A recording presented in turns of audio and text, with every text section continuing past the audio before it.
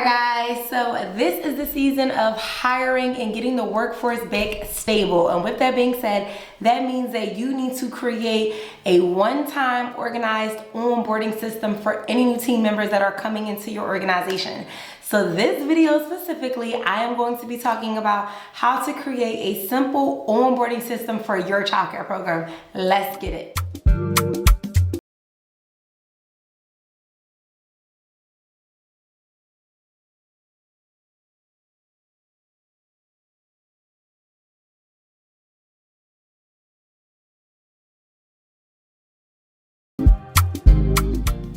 Alright guys, so step number one when you are thinking about creating an onboarding process, before you can even think about how to properly onboard a new candidate or a new team member into your organization, the first thing you want to do is determine your hiring process. Okay, I will repeat that again. You have to determine your hiring process. So before you can onboard anybody, that is the pre-step, because you won't have anybody to onboard if you don't determine the hiring process, and you want to stick with the same consistent hiring process. So when I say determine your hiring process, is step one, you want to say, what is your routine and your flow going to be? So once you receive that resume, are you doing phone interviews? Are you doing Zoom interviews? Are you doing in-person interviews, right? You want to ask yourself, are you going to make them do what they call work interviews in the childcare industry, where a candidate will potentially come into your actual location site and work a few hours, for free, so you can get a feel for if they're a good fit for that classroom or a good fit for that working with that teacher, or if they're just a good fit for your overall organization. And it allows the candidate to see if your organization is a good fit for them.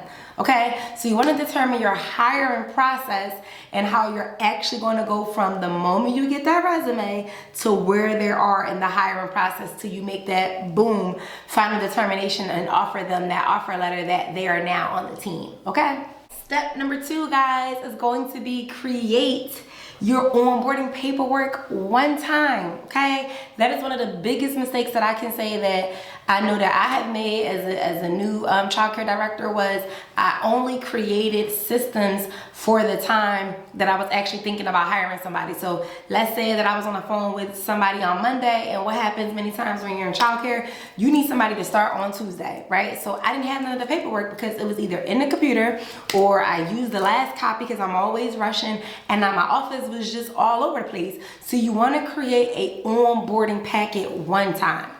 Okay, and when I talk about creating an onboarding packet, you really want to determine what's in that packet. So are you identifying what their offer letter is?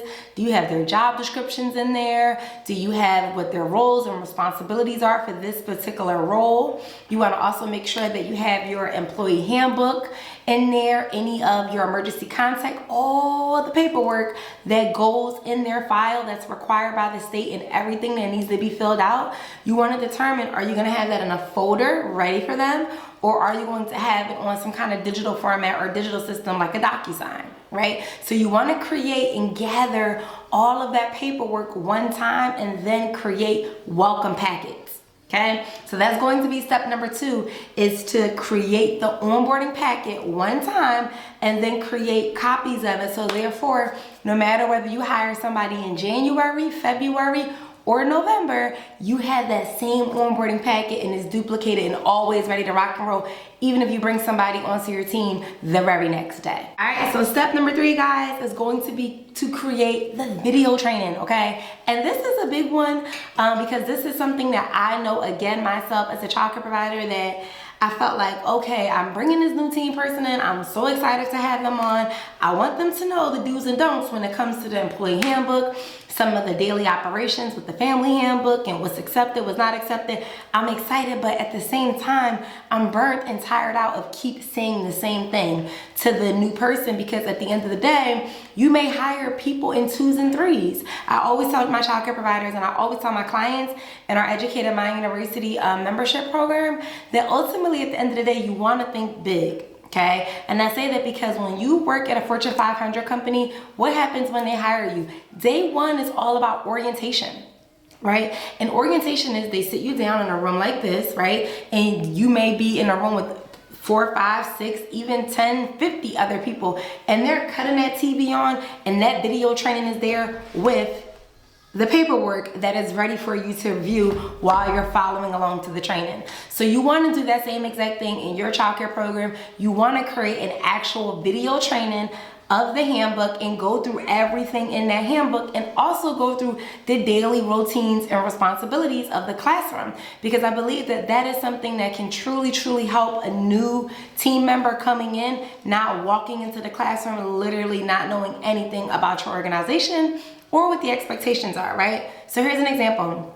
If you was to go work at Coca-Cola, they're going to have a video training. One training is specifically about your employee handbook. That's going over everything, how you clock in, how you clock out, PTO, sick time, write-ups, your mission, your vision, all those things is in your employee handbook, right? So they're gonna have a training on that. The second training they're gonna have is whatever your role is. So if you're working in the warehouse, if you're working driving trucks, they're going to have a specific video on how you do that job. And that is exactly the second training that you wanna create in your onboarding portal for your new team members. So for instance, you may want to create a video on what the daily operations are in your classroom. You may want to create a video on what do we do at 8 o'clock? How do we do bathrooms? How do we do circle time? What does small groups and engagement with teacher low level, eye level interaction look like? So you want to create that training, whether it's you or maybe you may hire someone, outsource it to bring that in, but you need that video training to give them a glimpse. And I say a glimpse with a very small ticket, because at the end of the day, people learn from experience. But just having a glimpse on what that expectation is and walking into your program, especially us as smaller private-based providers, it will really set the professionalism for your childcare program. And more importantly, it will really set them to know what they're walking into in your actual organization, okay? So creating those video trainings is something that's really pivotal, aside from just, boom, giving them the handbook and then you constantly going over it just verbatim, but not giving them the visuals as well. And what is that gonna do for you as a director? It's going to save you time. Okay, it's going to save you time. So when someone comes into your childcare facility, instead of you constantly sitting down saying, hey, we're gonna go over this, let me sit down and share this paper with you, this, and this. No, they can come into your organization, you can have them in a designated space or on a computer, and you can now sit them in front of those trainings with your folder that's already completed, with that welcome packet that you created from your original hiring system, and then it will all come together. And then you can sit down with them while you still have the time to move throughout the building instead of being locked in, because you want to be looking at your childcare program as bringing in more than one person at a time, right? Why? Because we're always hiring. So you may hire 2 people in one day, right? You may onboard 2 to 3 people at one time, especially if you are a multi-site owner. Why? Because ultimately, at the end of the day, your handbooks and your policies for the most part are seamless across the board in all of your location sites for your actual organization. All right, guys, my last step is going to be step number 4, and that is going to be you will still need what? Hands-on training, okay? So one of the biggest mistakes I know that we make in the childcare industry, I've been included of myself, I'm definitely never exempt. Why? Because I'm a childcare provider just like y'all, day in and day out. However, step number 4 is going to be make sure that you either do it yourself or you designate someone to give them that week or 2 of actual hands-on training. Do not throw them in the classroom and not show them how your flow of circle time goes or what transition looks like, or showing them which children need more assistance or more care or more attention than others, right? You wanna make sure that you are still giving them a week or 2 of hands-on, day-to-day, in the classroom, actual training, okay? And if you yourself as the owner cannot do it, you want to make sure that you give that role and responsibility to your director. You can always designate a teacher that's really good with working with people and professionalism and have positive attitudes and energy to really train someone.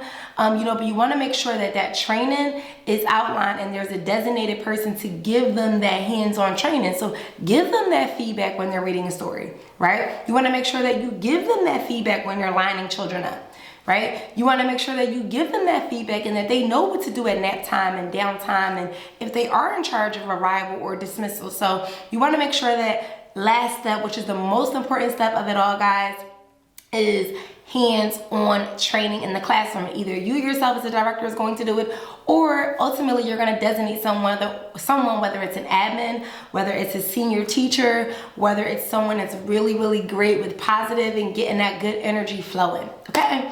So if you like this video and you love more videos where they come from, please leave me some comments down below and let me know what it is that you guys do for your onboarding training. What is it that you like? What is it that you want to change? And if you like this video more where they came from, make sure that you like, comment, and subscribe. Until next time.